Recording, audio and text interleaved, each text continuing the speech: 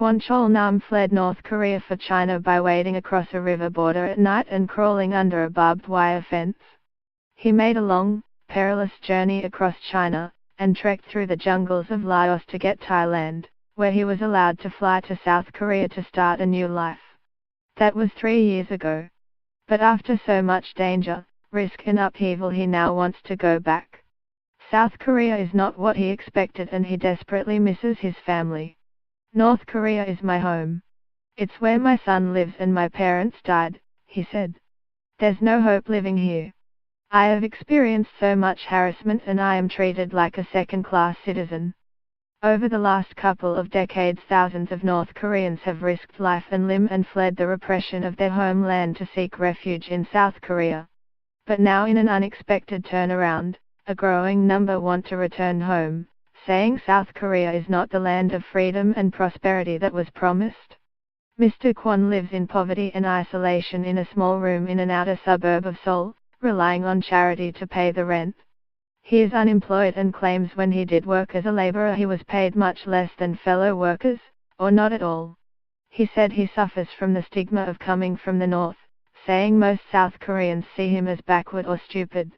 I am lonely and most of the defectors think like this, he said. South Korean people don't want to socialize with us, they don't treat us like human beings. Life is simpler there and here they are just slaves to money. Mr. Kwon has tried to go back illegally via China, but just as he was about to leave, South Korean authorities arrested him and he spent several months in jail. Defectors immediately become South Koreans, and as citizens it is against the law to have any contact or visit the North. But he is now leading a campaign to get the South Korean government to change laws to allow defectors to go home. It is believed there are about 80 defectors who are actively seeking to return. Mr. Kwon has spent the last several months protesting and lobbying the United Nations and the South Korean Parliament. I have declared myself as a citizen of North Korea, he said.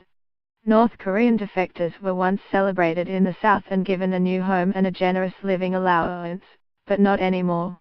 There are about 25,000 living in South Korea and they struggle to fit into the fast-paced, hyper-competitive capitalist South. Studies estimate more than half suffer discrimination and depression, and unemployment among them is 6 times higher than the South Korean average. It is estimated 25% of all defectors have seriously considered returning home. Even defectors like Kim Hyuk-duk, who have been in South Korea for 20 years and have forged a successful career, made money and raised a family, want to go back. I have strong feelings that I really want to go back and live with my family because that's where I was born and grew up, he said. There's a gap of about 40 years between the North and the South. A few years ago Mr. Kim traveled to the North Korean embassy in China and requested a visitor's visa, but it was firmly rejected. He just hopes that relations between the North and South will improve so one day he can return to see his family.